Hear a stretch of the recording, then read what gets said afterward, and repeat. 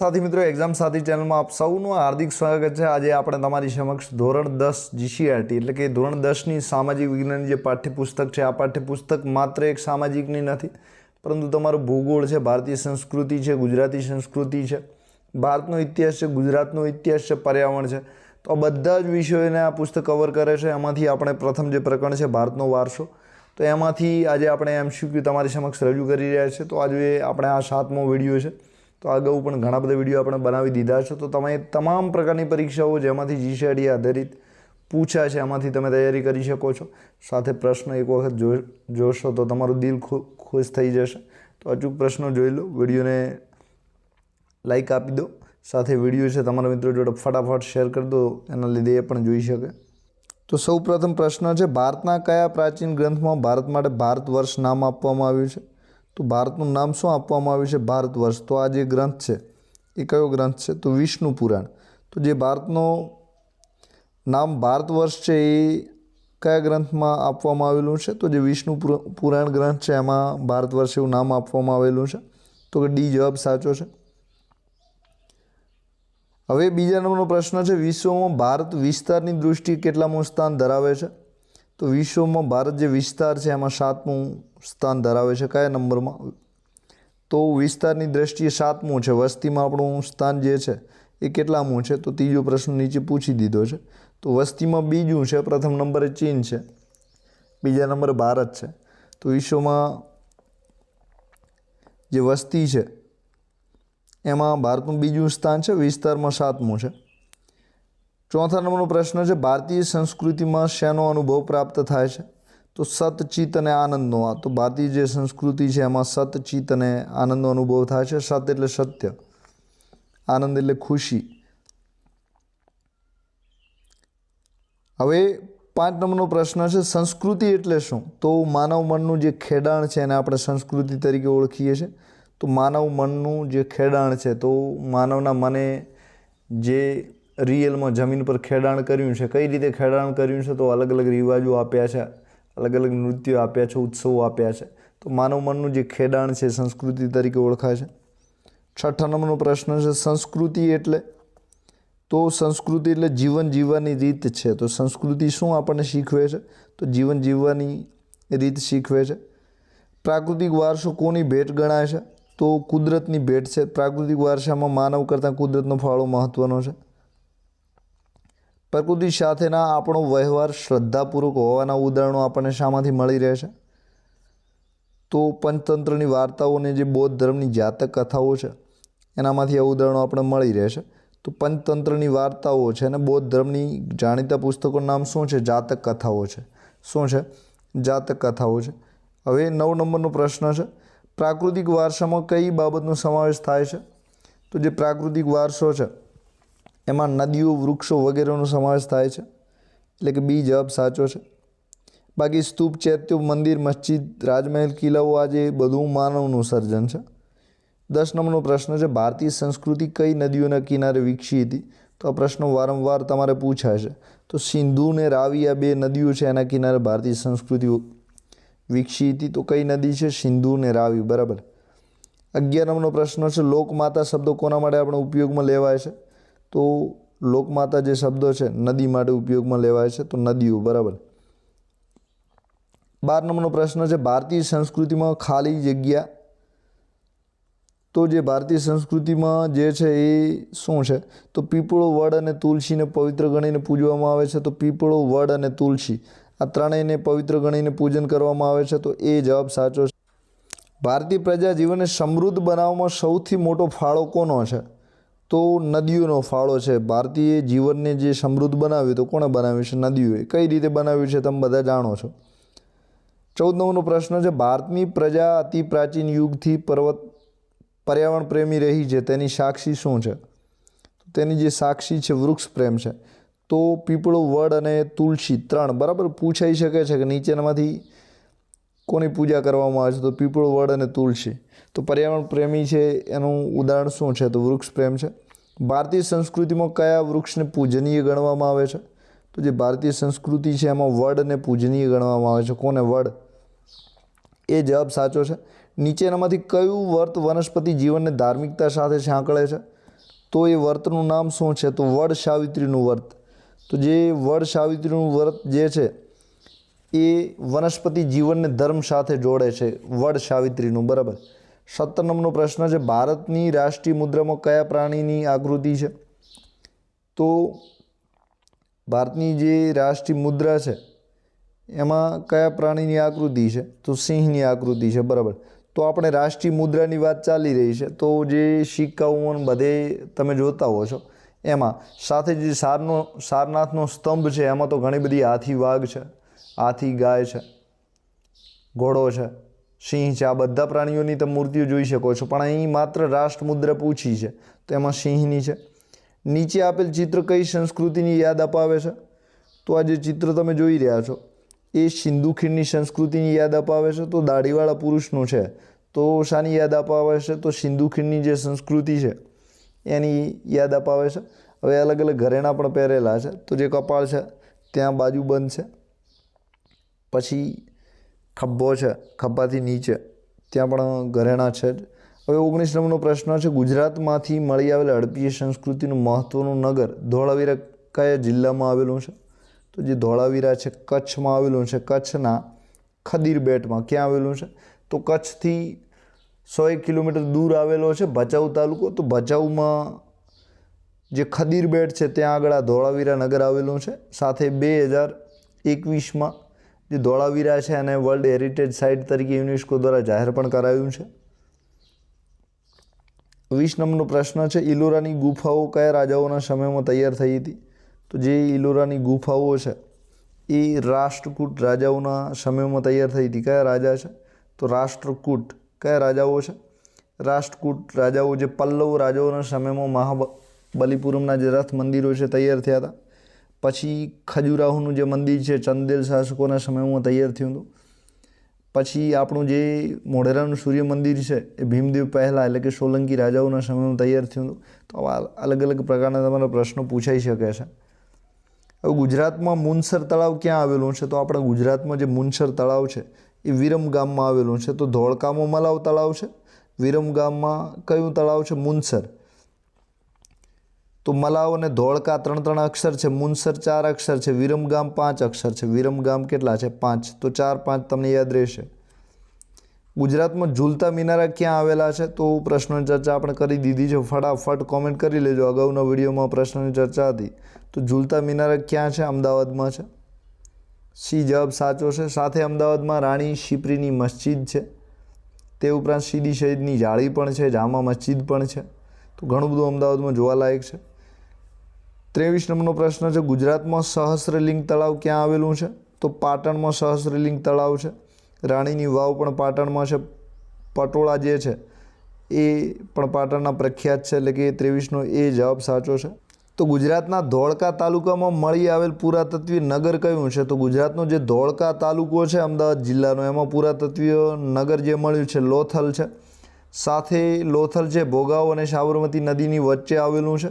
લોથલની બીજી વિશેષતા એ છે કે ખંભાતના અખાતથી માત્ર 18 કિમી કે માઇલ દૂર છે. લગભગ શું છે એ તમે કોમેન્ટ કરી દેજો. બીજું એ કે આ જે લોથલ છે એક બંદર તરીકે, શહેર તરીકે અલગ અલગ રીતે જાણીતી છે, અને એમાં જે ધક્કો છે એ પણ વાહનોને લંગારવા માટે ખૂબ ઉપયોગી છે. હવે ધોળાવીરા ક્યાં છે? તો કચ્છના ખદીર બેટમાં, ભચાઉ તાલુકામાં છે, રોજડી રાજકોટમાં છે, રંગપુર ક્યાં છે? કોમેન્ટ કરી દેજો. 25 નંબરનો પ્રશ્ન છે, ગુજરાતમાં હાથી સિંગના દેરા ક્યાં આવેલા છે? તો ગુજરાતમાં જે હાથી સિંગના દેરા છે અમદાવાદમાં છે. દાદા હરીની વાવ ક્યાં છે? અમદાવાદમાં છે. હાથી સિંગના દેરા ક્યાં છે? અમદાવાદમાં છે.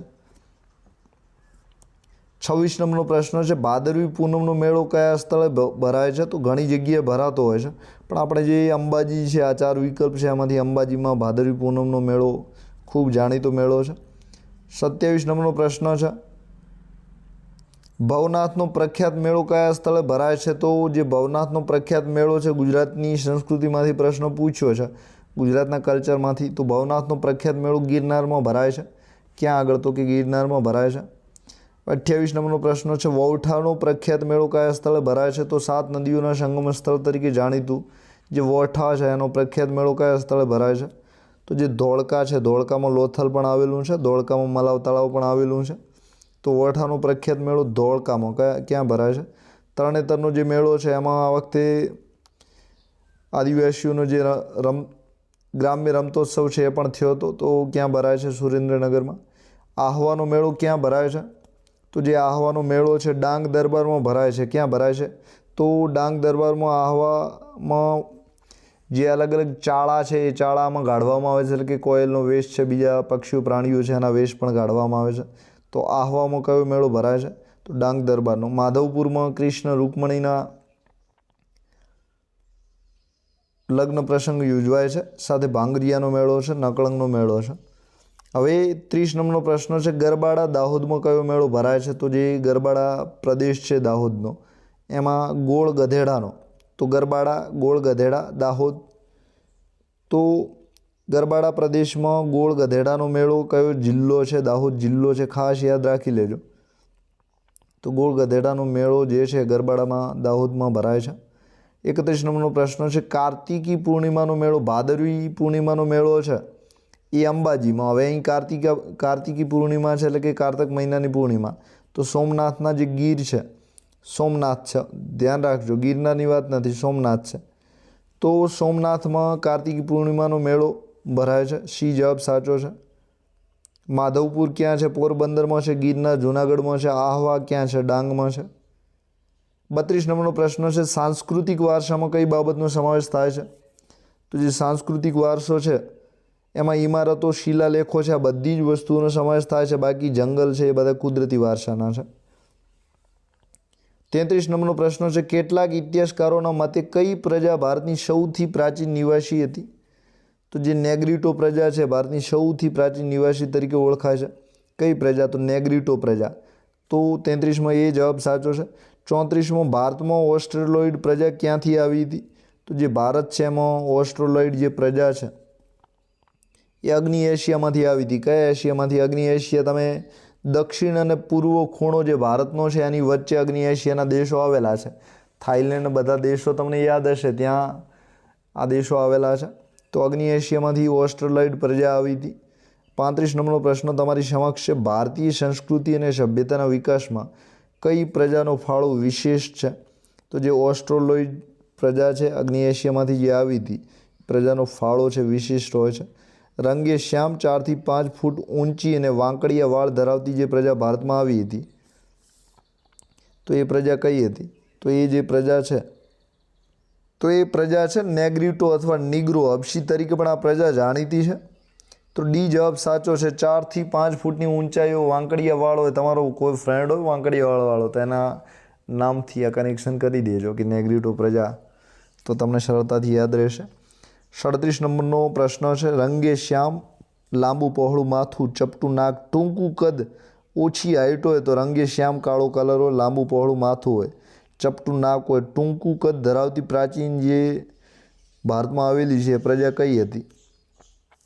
તો આ જે પ્રજા છે એનું નામ તમારે યાદ રાખવાનું છે. તો ઓસ્ટ્રેલોઇડ પ્રજા છે. કઈ પ્રજા છે? ઓસ્ટ્રેલોઇડ. હાઇટ નીચી હોય છે. ઓસ્ટ્રેલોઇડનું બીજું નામ છે નિષાદ. નેગ્રીટો પ્રજા જે છે વાંકડિયા વાળ. ઓસ્ટ્રેલોઇડ જે પ્રજા છે એ શું એમની ખાસ? તો ટૂંકું કદ હોય છે, ચપટું નાક, લાંબુ પહોળું માથું અને રંગે શ્યામ. બરાબર. 38 નંબરનો પ્રશ્ન છે, ભારતની કઈ પ્રજામાં માતૃપ્રધાન કુટુંબ પ્રથા પ્રચલિત હતી? તો જે ભારતની દ્રવિડ પ્રજા છે એમાં માતૃની પૂજા કરવામાં આવતી હતી, એટલે કે કુટુંબ છે એનો રાજા નેતા તરીકે માતાઓ રહેતી હતી. તો માતૃપ્રધાન કુટુંબ પ્રથા દ્રવિડોમાં પ્રચલિત હતી. બરાબર. 39 નંબરનો પ્રશ્ન છે, પીળો વર્ણ, ચપટો ચહેરો, ઉપસેલા ગાલ અને બદામ આકારની જે આંખો ધરાવતી જે પ્રાચીન ભારતમાં આવી હતી તો પીળું વર્ણ તમારે ખાસ યાદ રાખવાની છે, મોંગોલોઇડ. તો જે મોંગોલોઇડ પ્રજા છે એનો વર્ણ કેવો હતો?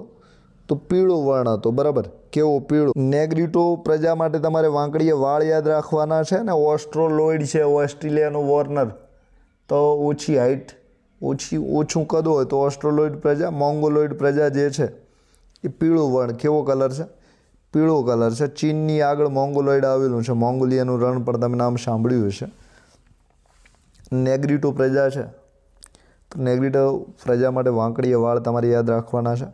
40 નંબરનો પ્રશ્ન છે, કઈ પ્રજા કિરાત તરીકે ઓળખાતી હતી? તો જે કિરાત તરીકે ઓળખાનારી પ્રજા છે મોંગોલોઇડ છે. કઈ છે? પીળા રંગની જે પ્રજા છે મોંગોલોઇડ. ઓસ્ટ્રોલોઇડની શું વિશેષતા છે? ઓસ્ટ્રોલોઇડનું ટૂંકું કદ. ઓસ્ટ્રેલિયા ડેવિડ વોર્નર, ટૂંકું કદ, બરાબર. પછી 41 નંબરનો પ્રશ્ન છે, દ્રવિડો ભારતમાં આવીને વસ્યા તે પહેલાં કેટલી ભિન્ન ભિન્ન પ્રજા ભારતમાં રહેતી હતી? તો દ્રવિડ આવે એના પહેલાં પણ ભારતમાં જે છે કુલ 6 પ્રજાઓ રહેતી હતી. કેટલી? 6. તો નેગ્રીટો, ઓસ્ટ્રોલોઇડ, મોંગોલોઇડ, આર્મેનાઇડ, આ બધી જે પ્રજાઓ છે એ રહેતી હતી. ભારતમાં આવેલી કઈ 3 જાતિઓ એક સમાન ભૌતિક ગુણો ધરાવે છે? તો 3 એવી કઈ જાતિઓ છે જેના ગુણો બધા છે એ તમને એકંદરે સરખા દેખાય છે? તો અલ્પાઇન, ડિનારિક ને આર્મેનોઇડ, બરાબર. તો અલ્પાઇન, ડિનારિક અને આર્મેનોઇડ જે પ્રજા છે એમના ભૌતિક ગુણો એક સરખા છે.